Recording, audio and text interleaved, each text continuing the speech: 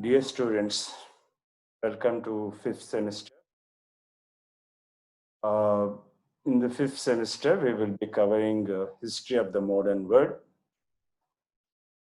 In the first and second and third and fourth semesters, we have tried to understand more on Indian history, more of Indian history. In the fifth and sixth semester, we will be covering modern world. We will be covering from 1453 to 1815 in the fifth semester, and from 1815 to almost 1940, emergence of USSR, sorry, not 1940, 1980, emergence of USSR and USA as two major powers. So that will be your sixth semester syllabus. So in the first or the fifth semester, we will be covering from 1453 to 1815. Why we have selected these two dates is basically because 1453 indicates the downfall of Constantinople, a major event in the course of European history. Similarly, the year 1815 synchronizes with the downfall of Napoleon Bonaparte, or Europe since Napoleon. So that is the second phase. So from 1430 to 1815 is your fifth semester, and from 1815 to 1980 is your sixth semester. So in this fifth semester, today, being an introductory class, I will try to introduce the first subtopic of the first unit, that is the fall of Constantinople. At the outset, let me tell you the 4 or 5 important topics which we will be covering in this unit. The first topic will be the fall of Constantinople. The second topic will be beginning of modern Europe. When we say the beginning of modern Europe, it speaks or signifies a systematic process of breaking away from medieval institutions. The medieval period is characterized, medieval Europe is characterized by certain features, like if you look at in the political spectrum, it is absolute monarchy, absolutism, absolute monarchy. So similarly, if you look at from the social front, it is breaking away from the feudal structure or the feudal institutions, and it is bringing about or it is welcoming capitalism. And on the political front, if you see, while challenging absolutism, it put forwards new ideas like humanism, individualism, etc. So, the fall of Constantinople is a significant event in the course of understanding modern European history, or we can say that it is the starting point.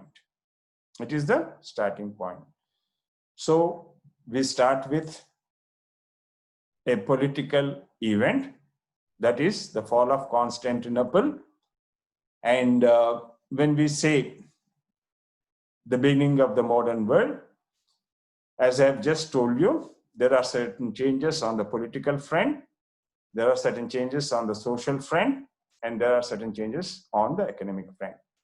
Along with this, there have been significant geographical discoveries and scientific inventions.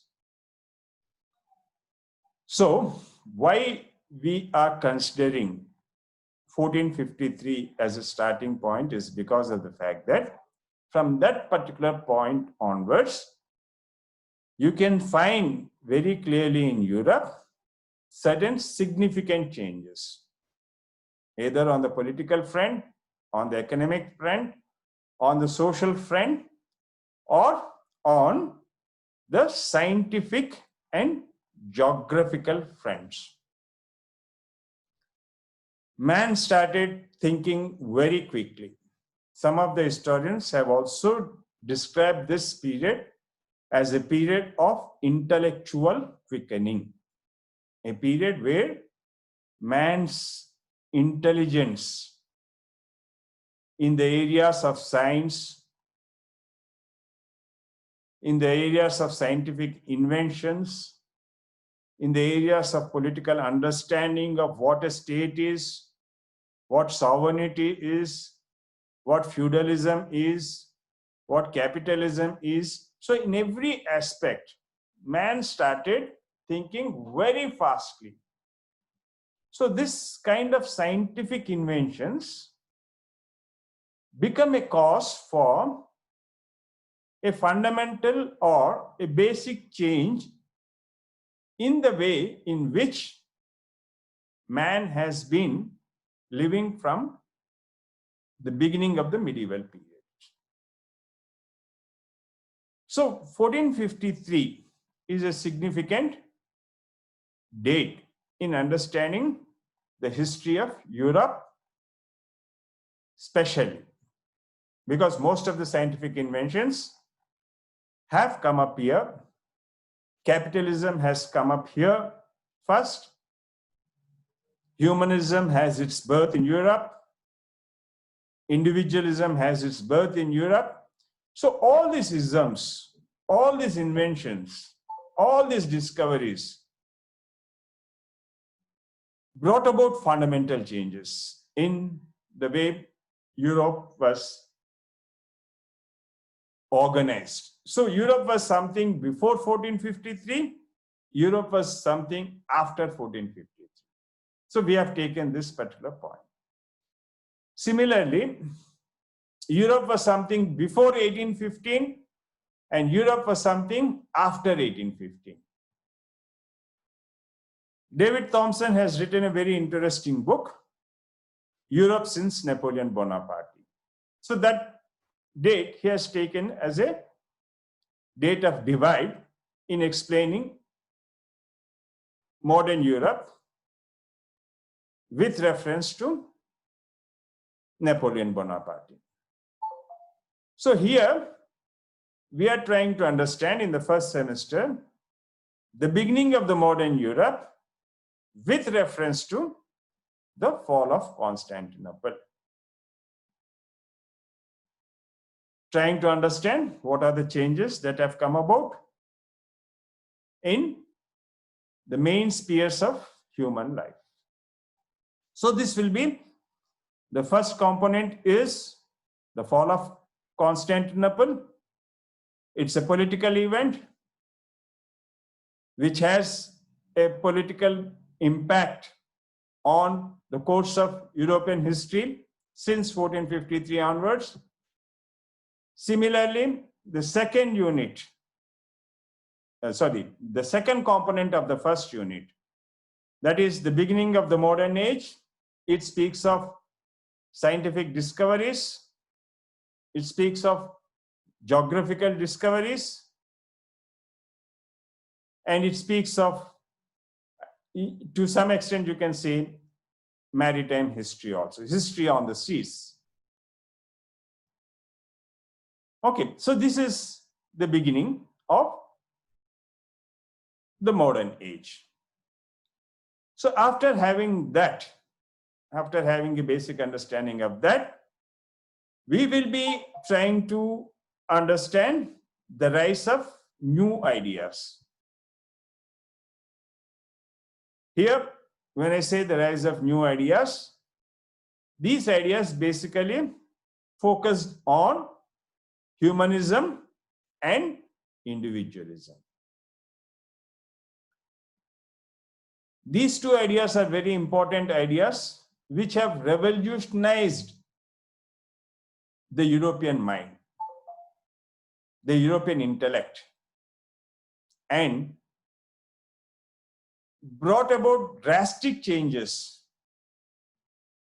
in the European social order and political systems.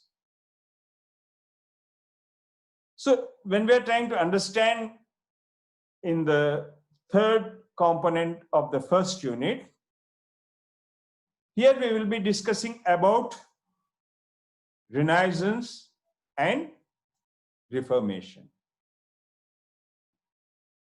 Renaissance was a movement which has come up in the European society,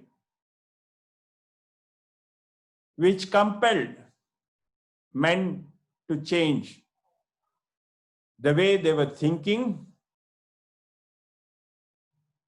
It is a kind of a breakaway from the medieval thinking dynamics. Like the fall of Constantinople is a breakaway from the political institutions, the social institutions, and the academic institutions in European context.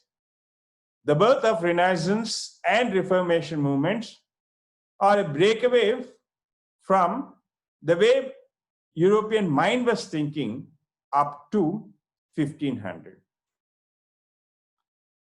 So in the fourth component of the first unit, we will be discussing about Renaissance and Reformation, two major movements which have brought about revolutionary changes in the European context.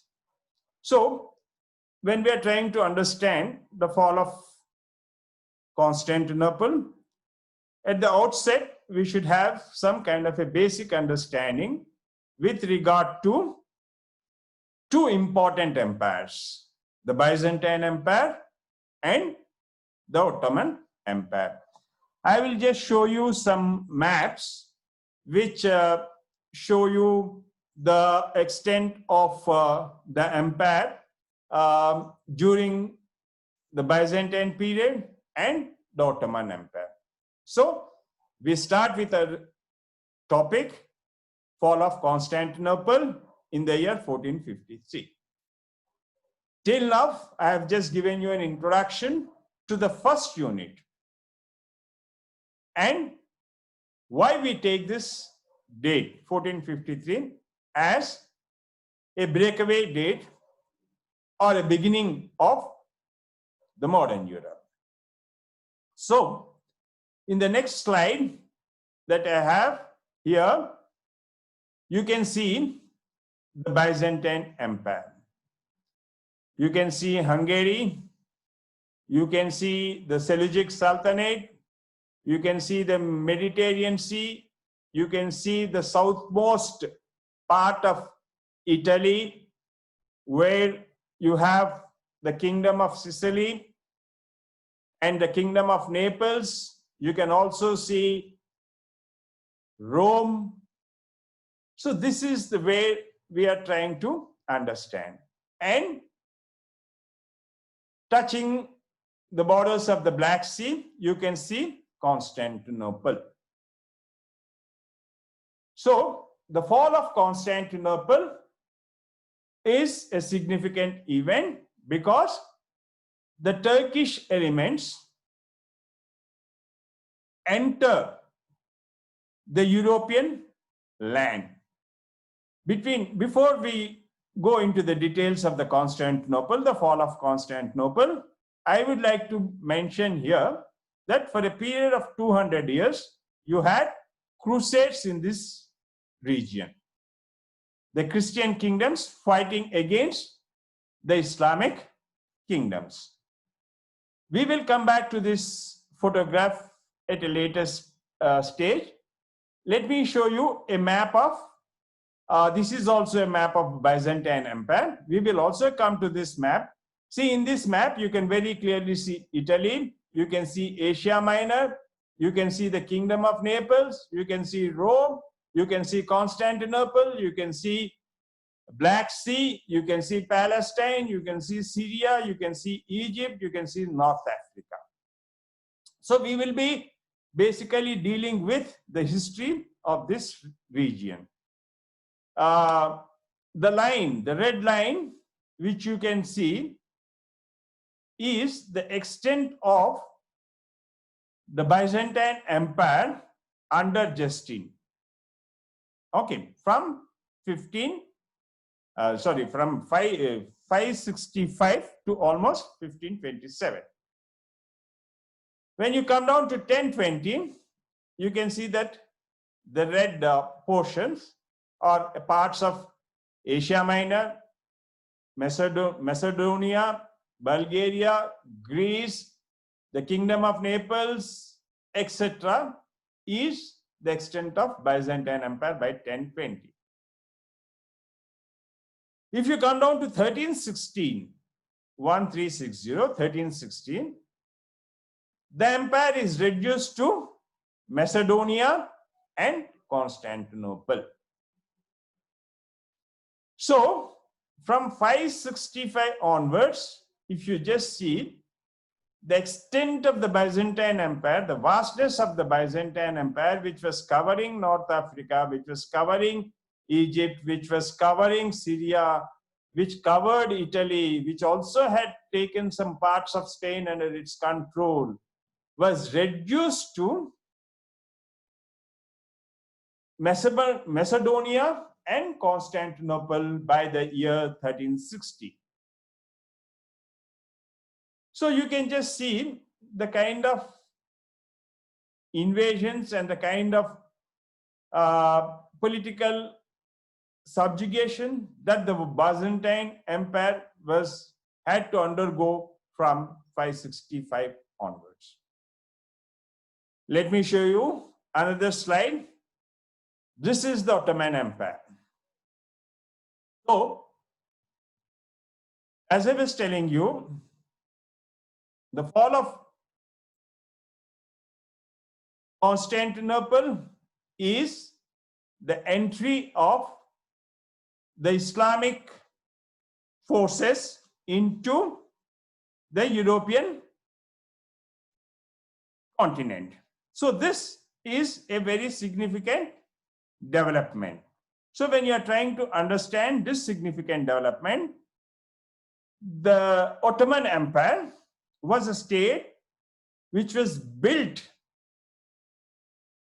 under the Caliphate and controlled much of the southeastern areas of Europe and Western Asia. Please look into the map.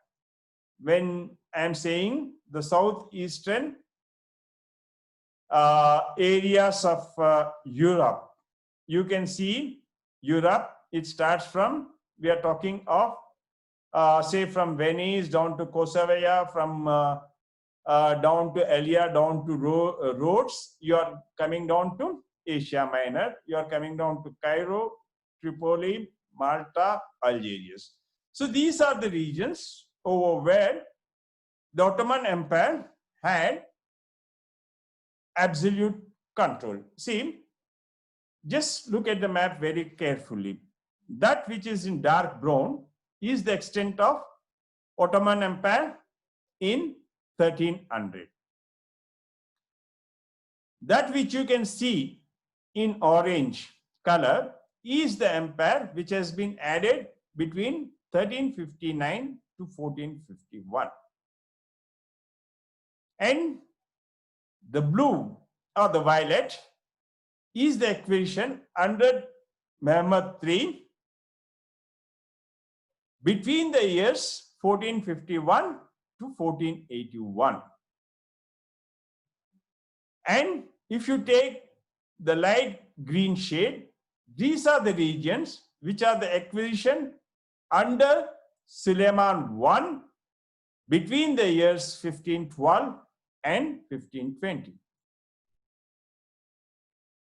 And if you take the thick green or the dark green, These are the exhibitions between 1566 and 1683. And the orange line is the extent of, the orange line is indicating the extent of the Ottoman Empire by 1683 and 1699. So you just now compare both the empires, the Ottoman Empire and the Byzantine Empire.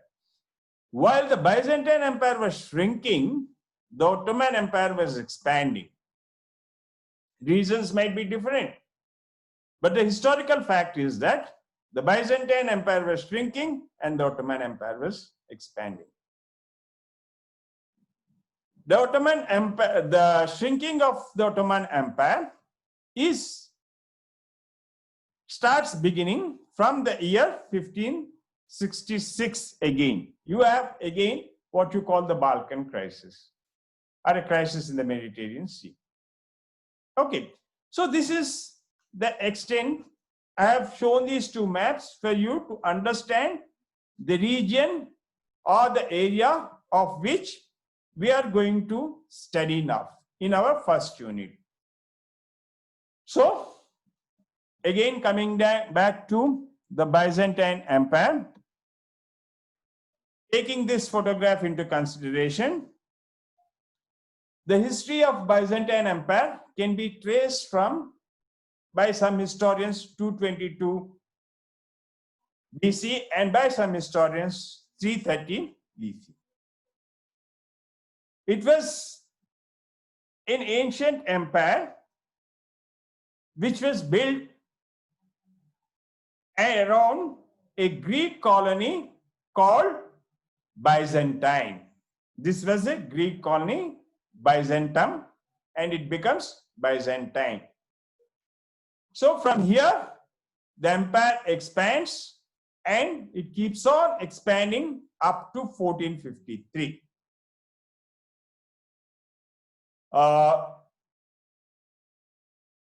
Some of the important languages that were spoken in this region were the Roman language and the Italian language to some extent. The empire stormed Constantinople during the reign of Constantine XI. And since then, Constantinople became a very important area or an integral part of the Byzantine Empire, from where the Byzantine Empire was functioning. The administrative and the political functions of the Byzantine Empire started taking place from the Constantine. The beginning of the Crusades, which were called the Holy Wars, in this region from 1200 onwards proved very fatal to the Byzantine Empire. It was in the year 1261, Michael VIII, who was the emperor, that a financial crisis started developing in this vast Byzantine Empire. And this financial crisis went along with the Crusades or the Holy Wars.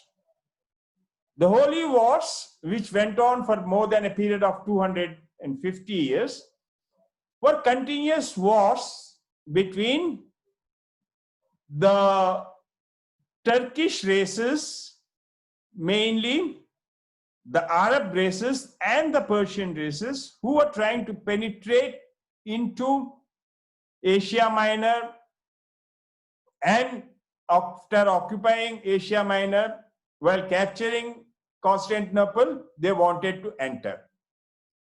So from North Africa towards Egypt and Turkey they moved. They entered Asia Minor and they entered Constantinople, and they were the plan of entry was Europe. like the Turkish races which had come to India after the 1191, like the first battle of Tarain and the second battle of Tarain, which took place in the years 1191 and 1192 respectively. And the power and the strength of the Hindu kings had receded.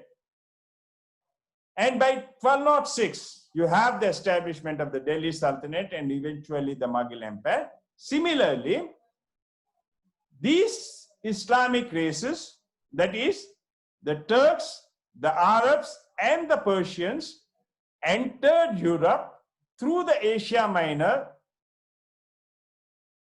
had destroyed, after the downfall of Constantinople, had destroyed certain parts of Bulgaria, Macedonia, Greece, Athens, which were strongholds of Christian, and you find the emergence of Islamic kingdoms in this particular region after the downfall of the Constantinople. Now again, I want you to compare this map with the Ottoman Empire.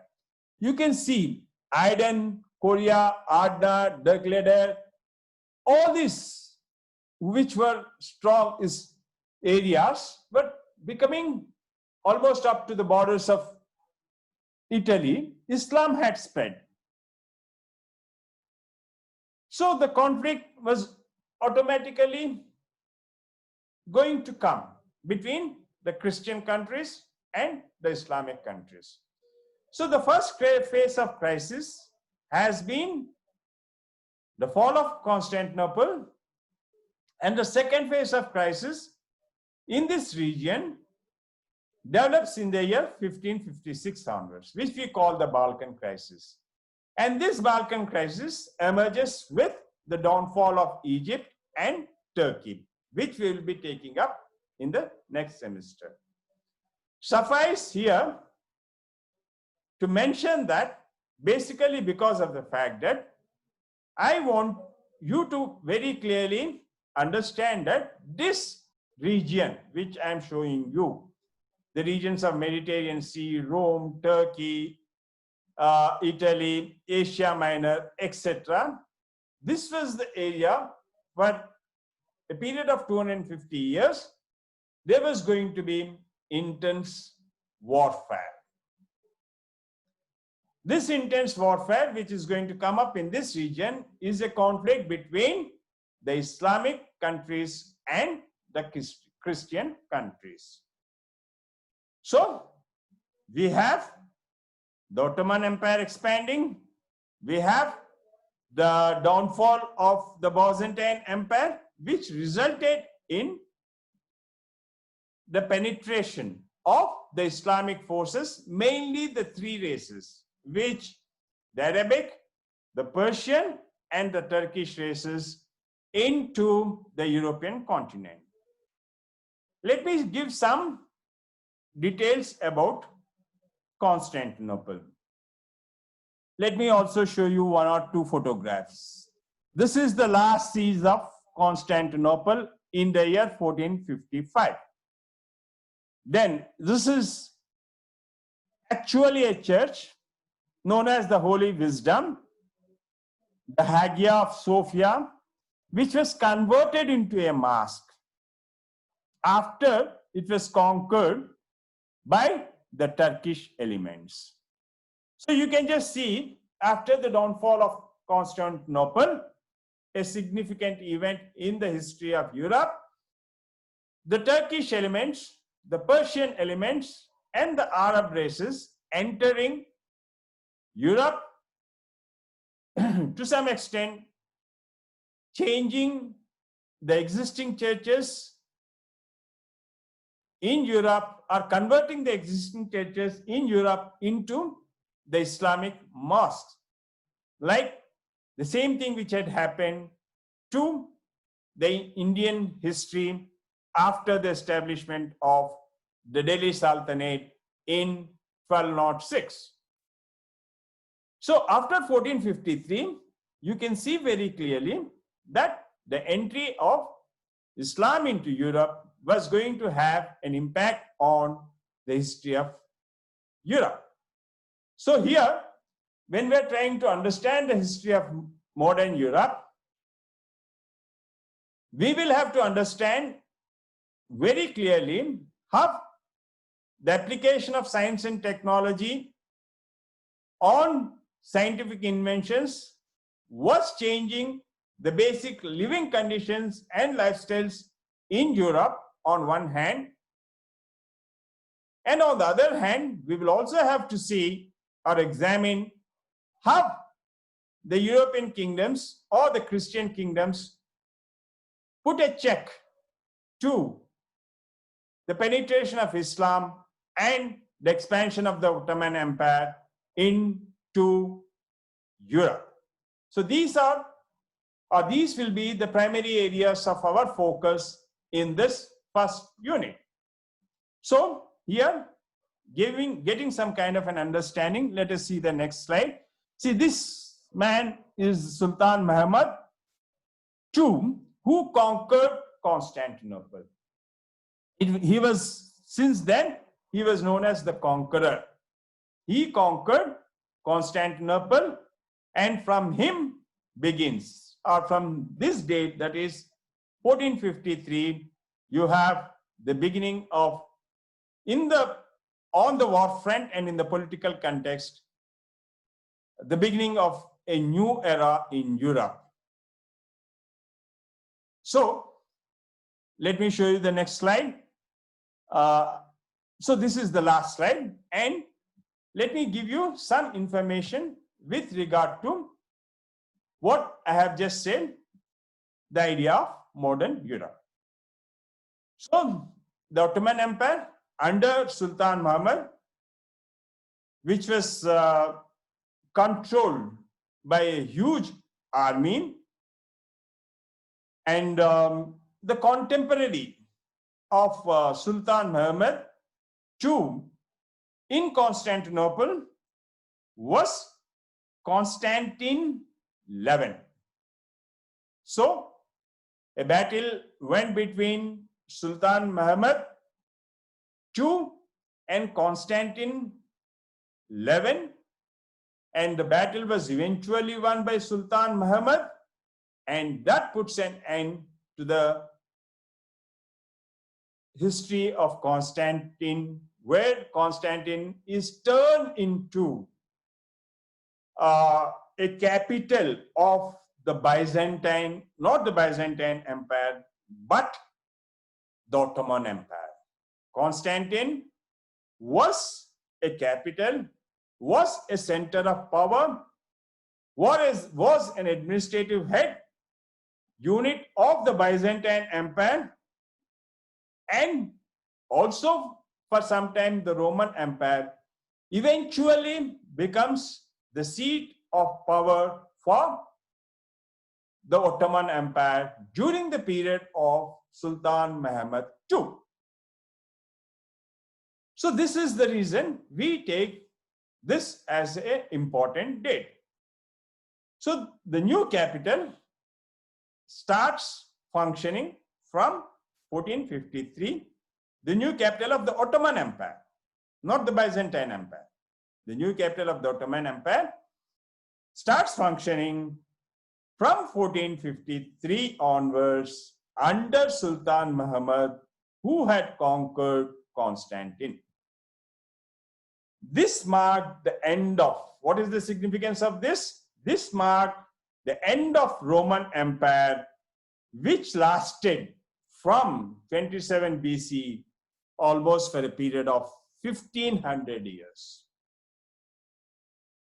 The Roman Empire was unchallenged almost for a period of 1500 years. It was unchallenged, and one of the most powerful empires. The idea of Christendom was there, where here I have to mention about the idea of Christendom and the idea of Caliphate. First, let me tell you something about the idea of Christendom. The idea of Christendom basically revolves around the idea that there is only one Christian kingdom and there is only one temporal head, and that temporal head will be the Roman Catholic Church, and every ruler will rule on behalf of the Roman Catholic Church. This was the idea of the Christendom. A similar idea was also there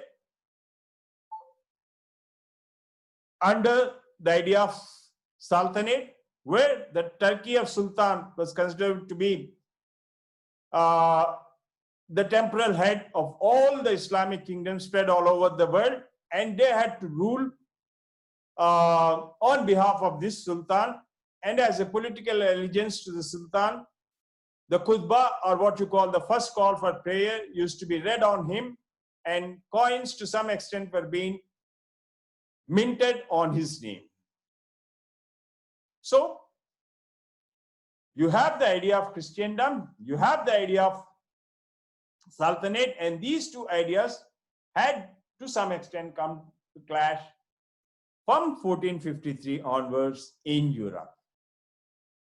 So when you look at, in conclusion, we can say that when we are trying to understand the beginning of modern European history, you have two fronts.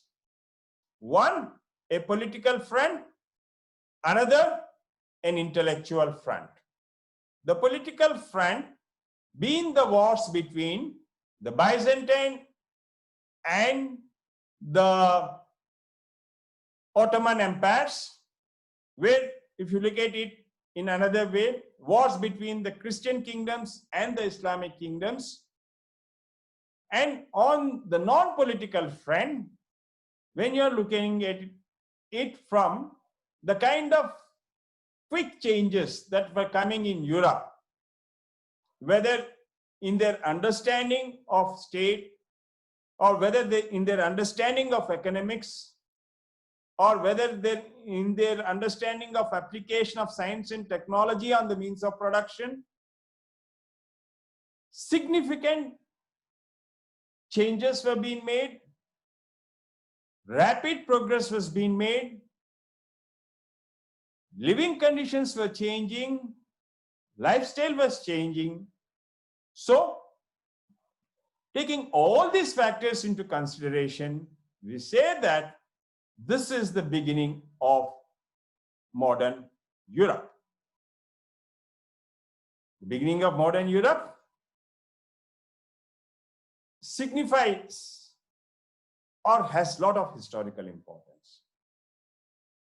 And this particular period also has a lot of historical importance. Basically, again, see, this 1453 is facing some kind of a crisis. Within a period of 100 to 150 years, you have a series of crises coming up in this particular region. And this becomes the ulcer of Europe. The establishment of some Islamic kingdoms and the downfall of Egypt and Turkey, the spread of Islam in this particular region, all these factors end up in a question called the Eastern Question. It starts happening from 1556 onwards. So let us first see, before we go to 1556 and see what happens in this region, first let us see what happens in Europe. How humanism develops, what factors led to the growth of individualism, what were the causes for the birth of Renaissance, and what was the cause for the Reformation movement, a major movement which had come against the church and the practices of the church. You also have a counter-reformation. So these are some of the details which we'll be examining as we finish our first unit and take up the second unit. So I just gave you an introduction to the fall of Constantinople and the importance of this event, both the historical and the political importance of this event in context to understanding the European history. So in our next class, keeping this reference, we will try to understand the beginning of modern age in Europe.